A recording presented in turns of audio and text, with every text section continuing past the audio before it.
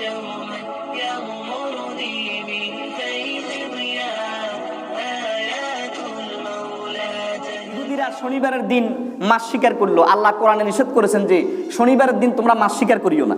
এটা তাদের জন্য আমাদের জুমার দিনের মতো পবিত্র ছিল ইহুদিদের জন্য, আর খ্রিস্টানদের জন্য হলো রবিবার। এই জন্য ওই দিনটাকে তারা বেশি করে সম্মান মহব্বত করে। এখন শনিবারের দিন সাগরের মাছগুলো তীরের কাছে চলে আসতো। এখন তারা কৌশল অবলম্বন করলো কিভাবে, মাছগুলোকে ওই দিন তারা আটকায় রাখতো, আটকায় রাখিয়ে ওই দিন তারা ধরতো না এবং পরের দিন তারা ধরতো। তাহলে দেখেন আল্লাহর বিধান কিভাবে তারা পরিবর্তন করতেছে। আটকায় রেখেছে মাছগুলোকে, পরবর্তী দিন তাদেরকে ধরব। এই হটকারিতার করার কারণে আল্লাহ পাক তাদেরকে বানর এবং শুকুরের আকৃতি বানিয়ে দিয়েছেন, বলেন নাউজুবিল্লাহ। এটা একটা অন্যায় জঘন্য কাজ করেছে। তখন সমাজের ভালো মানুষ যারা ছিল তাদেরকে নিষেধ করলো, ভাই তোমরা এই কাজ করিও না, এটা তো আল্লাহর বিধান লঙ্ঘন করা শামিল, আল্লাহ তো নিষেধ করছে। তারা মানল না। তারা না মানাতে সমাজের ভালো মানুষগুলো তাদের থেকে পৃথক হয়ে গেছে। এক কারো সমাজ নামাজ সব কিছু তাদের থেকে পৃথক করে দিয়েছে, নামাজ রোজা দিনদারি সব কিছু বাদ করে দিয়েছে তাদের থেকে। তারা আলাদাভাবে বসবাস করতো, এই খারাপ মানুষগুলো সমাজের আলাদাভাবে বসবাস করতো।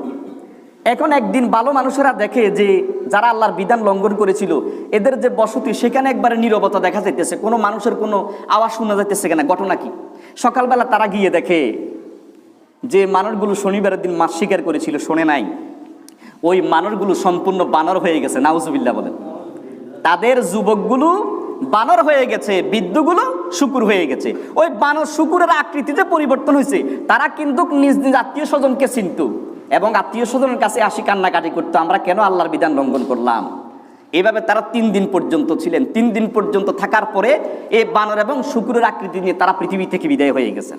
সাহাবায়ে কেরাম আল্লাহ রাসূলকে প্রশ্ন করলেন, ইয়া রাসূলুল্লাহ, তাহলে আজকের পৃথিবীতে যে বানরগুলো আছে, যে শুকুরগুলো আছে, ওইগুলোকে ওই মানুষ থেকে রূপান্তরিত বানর নাকি?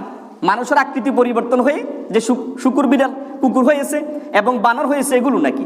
রাসূল বললেন যে না না না, এ বানর শুকুর এর আগেও পৃথিবীতে ছিলেন, এর পরেও ছিলেন। আল্লাহ যখন কোনো মানুষের আকৃতি যখন অন্য জিনিস দ্বারা পরিবর্তন করে দেন, তখন অল্প কিছু দিনের ভিতরে এটাকে দুনিয়া থেকে বিদায় করে দেন। তারা 3 দিন মাত্র পৃথিবীতে ছিল। তাইলে দেখেন আল্লাহর বিধান লঙ্ঘন করার কারণে আল্লাহ পাক তাদেরকে শুকুর এবং বানরে পরিণত করে দিয়েছিলেন। আজকেও দেখেন জাহেলিয়াতের জমানায় মানুষ কন্যা সন্তানদেরকে হত্যা করত, আজকেও কিন্তু হত্যা করে। আজকে কিন্তু যখন তারা জানতে পারে পৃথিবীর বিভিন্ন দেশে যে এই মায়ের রেহেমের ভিতরে এটা কন্যা সন্তান হবে, তখন তারা ডিম্বাণুটাকে নষ্ট করিয়া দেয়। এবং আজকের যে পরিবার পরিকল্পনা আছে, ওই জমানায় সরাসরি মানুষকে হত্যা করা হতো, নারী সন্তানদেরকে, কিন্তু আজকে পরিবার পরিকল্পনার মাধ্যমে হত্যা করা হচ্ছে। ওই জামানাতে ডাইরেক্ট হত্যা করা হতো, আর এখন ইনডাইরেক্ট ভাবে কৌশল অবলম্বন করে মানুষ হত্যা করা হচ্ছে। ঠিক কিনা বলেন? এটা জঘন্য রকমের অপরাধ। এখান থেকে আল্লাহ পাক আমাদেরকে শিক্ষা দিচ্ছেন যে তারা যেভাবে আল্লাহর বিধানকে পরিবর্তন করছে কৌশল অবলম্বন করিয়া, তোমরা আল্লাহ পাকের হারাম জিনিসকে কি করিও না, হালাল করিও না।